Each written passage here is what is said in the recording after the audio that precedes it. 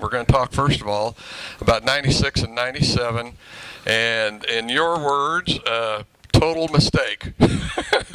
I guess your team decided to go with Dodge Power and just didn't work out so good. Well, I think it was more my idea, and I think, well, maybe I can get some, help trying to build the Dodge and going to Dodge Power, and we just weren't ready. We weren't smart enough to do it, and I just wasn't prepared to spend the kind of money I needed to do it. We went with a totally different car.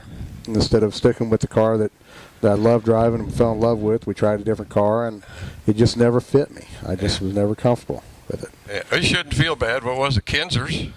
They tried Dodges, I believe it was, and sprint cars, and man, they went from, I think, running number one to hardly in the top five. You always try to progress, and a lot of times you degress, and so it just happened to be one of those years, that type of deal that we just went backwards. Well, one of those things also is sometimes we learn a lot more from mistakes than we do from getting it right the first time. You just kind of have to work your way through it. Well, if we learn from mistakes, I should be really smart by now. Okay, all right.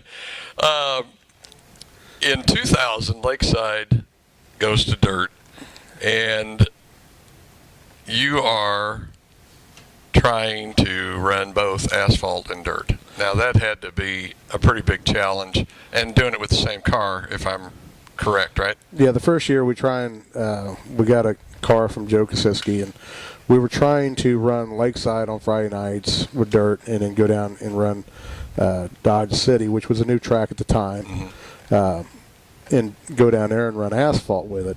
And because of the rules, there was really similar cars, and that's what everybody else was running down there too. So we were, and it was a fun challenge because we'd run Lakeside and be there late, and then we'd change the car over and then drive the next day to get there. And if it wasn't for Doyle Dahl and his son Eric, and of course my dad and Gary Cockrell helping us get down there, we wouldn't be there on Saturday nights.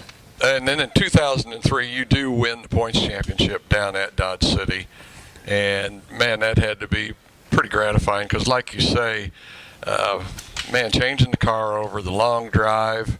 Just had to be a tough thing to do. Well, in 2003, we'd actually had a dirt car. We had a total car just for the dirt. Oh, okay. You had two cars. We actually had two cars by then because it got to where the dirt progressed so much that we needed to get a different car to keep. And plus asphalt, the guys down there got faster, and we had to keep getting, step up our game a little bit down there. Right.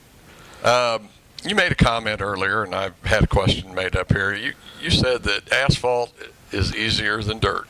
Now, can you clarify that for me a little bit? I mean, in what respects are you talking about as far as driving or car setup or knowing that the track's going to be more consistent each week? In what respects do you say that? By being easier is you didn't have to spend as much time working on the car in the shop. A dirt car, you spend a couple hours a week washing the car.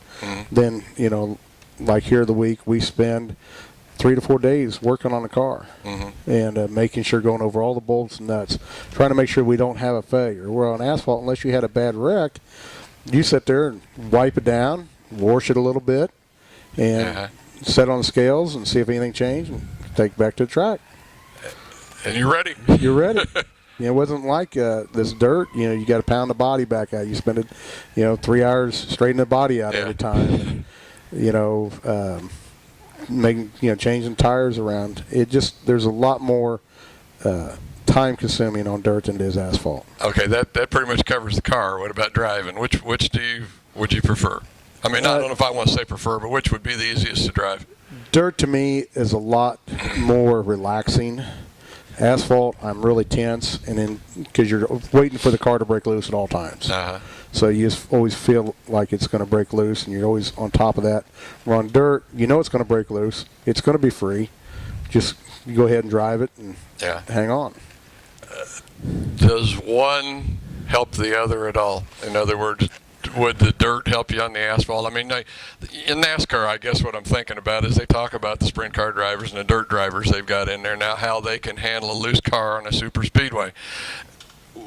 In asphalt racing, say on Lakeside or I-70 compared to Lakeside, would the dirt driving help you any there? I don't really think it just, the racing in general helps you, but actually trying to sit there and say, well, this guy's a better driver because he ran dirt, I don't think that, really is the case. I think it's just the guy's got the natural ability and he's going to do it. And by the seat of his pants, by the feel. By the feel, because right. Every driver has a feel. Right. Okay. I believe, you can correct me if I'm wrong, last year you had a feature win? Yes. This year you had a feature win? Yes. Okay. But I get the feeling, Bubba, you still were not really happy with this season this year. Comment that you made on the phone last night to me was I was either making a mistake or I was getting caught up in somebody else's mistake. Can a driver overcome that by the way he drives? I mean, is it a driving thing? I guess it's not really a driving thing. It's more of a mental issue. You get yourself and you beat yourself up. I'm really bad about that. When I get myself, I overthink things. And while you're driving? Even when you're driving. You sit there and you overthink things, and you're anticipating somebody else doing something else, and then they don't do that. So in turn, it turns out to be a compounded mistake. Uh-huh. And a mistake on a mistake. Yeah. Yeah. That's kind of how it goes. I know, of course, driving the modifieds out there, fastest class on the track, and as it appears in the stands, things happen so fast. Is it that fast in the driver's seat, or is it, as they say sometimes, like the guys will talk about in it when they're in an accident, it's in slow motion when it happens? A lot of times it's slow motion. I used to be able to, a couple of years ago, I can actually almost count the fence posts going down the front straightaway at Lakeside. Yeah. As you're going down there, you actually, your side vision, you can actually see them and count them. But as the years get older, I don't think I can quite do that like I used to. It seems to be getting faster and faster. Well, I was going to say, the cars are getting faster. Right. And like you say, probably your reactions are slowing down just a little bit, and but that's over time it happens. Yeah, it sure does. Tell me about it. It's the same way in RC, buddy. Don't think it isn't. The reflexes and the eyesight. We won't even talk about that. Bubba, your team, as I want to put it, takes a road less traveled. You're running a Belleville chassis. Are there any other Belleville chassis at Lakeside? I think there's only one or two, maybe, but not very many at all. It's not. I do things that other teams aren't doing. Yeah. Because if you do everything that the other guys do, how are you gonna ever beat them? Yeah. You got to do something different to, try to win. I was gonna say you and your dad build your motors, running a different chassis. I guess what my question is, if you are trying to do things in a different way, you have to live and or die by those things that you do. And does it put you in a position, do you think, sometimes that is a little uncomfortable in that, well, we're not really like everybody else? Well, sometimes it does. There's times you always second guess yourself, Would I be faster if I was with somebody else's chassis? Would I be faster if I had somebody else's engine in? Would I, but, I'm happy with what we do. You're the one that has to answer for it. That's it. And I don't have nobody else to blame but myself. Okay. Well, folks, I think we're getting down toward the end of this. And, Bubba, it's been an absolute thrill to sit here and talk with you tonight. The stories and the remarks have been really a lot of fun. And, folks, as much as we hate to do it, as usual, we're going to have to wrap up this third segment. Bubba, I appreciate your time here tonight, buddy. It's been a pleasure. Thanks, Mike, for coming by. And I want to thank my dad and all my crew and everybody's helped me through the years. I've got a long list, and I had it here. It kind of fell on the ground now, but just everybody has helped me out, and I remember everybody. So Okay. thanks, everybody.